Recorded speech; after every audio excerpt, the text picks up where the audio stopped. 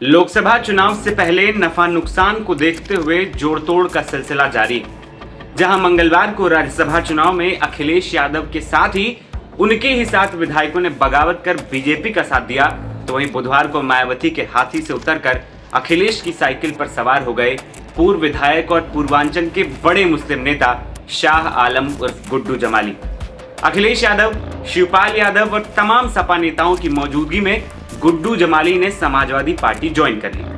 ये वही गुड्डू जमाली हैं जिन्होंने 2014 और 2022 के लोकसभा चुनाव में सपा संस्थापक मुलायम सिंह यादव और धर्मेंद्र यादव के खिलाफ चुनाव लड़ा था। लेकिन गुड्डू जमाली के सपा में आते ही बीजेपी का एक सांसद जरूर टेंशन में आ गया है। वो कौन है ये हम आपको बताएंगे, लेकिन उससे पहले नजर डालते हैं गुड्डू जमाली की सीवी पर। गुड्डू जमाली आजमगढ़ से आते हैं और रियल एस्टेट के बड़े कारोबारी। गुड्डू जमाली आजमगढ़ की मुबारकपुर विधानसभा सीट से 2012 और 2017 में बसपा के टिकट पर विधायक भी रह चुके हैं।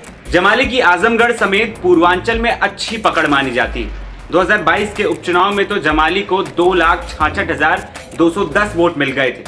इससे समझा जा सकता है कि उनकी मुस्लिम मतदाताओं में अच्छी पकड़ है। उनके इस चुनाव में उतरने का असर ये हुआ था कि बीजेपी के उम्मीदवार, जी हाँ वही उम्मीदवार जिनकी आजकल टेंशन बढ़ी, दिनेश लाल यादव निरहुआ, वो चुनाव जीत गए और सपा के धर्मेंद्र यादव को हार का सामना करना पड़ा था।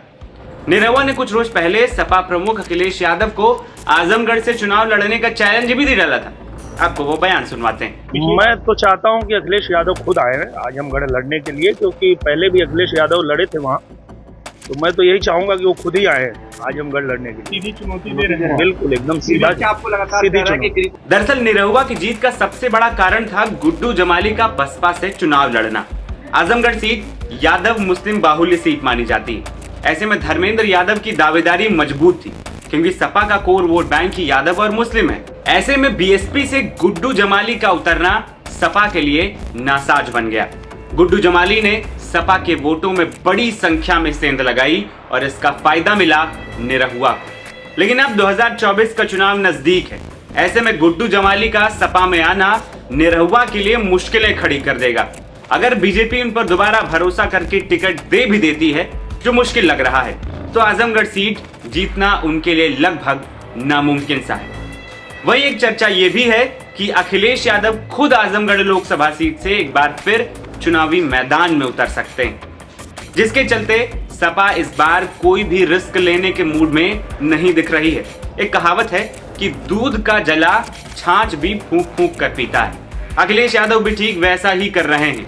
आजमगढ़ लोकसभा उपचुनाव में बीजेपी की जीत और धर्मेंद्र यादव को मिली हार को समाजवादी पार्टी और यादव परिवार अब तक भूल नहीं पाया है, और इसी का हिसाब 2024 में सपा बराबर करना चाहती है, जिसमें गुड्डू जमाली बड़ी भूमिका निभाएंगे।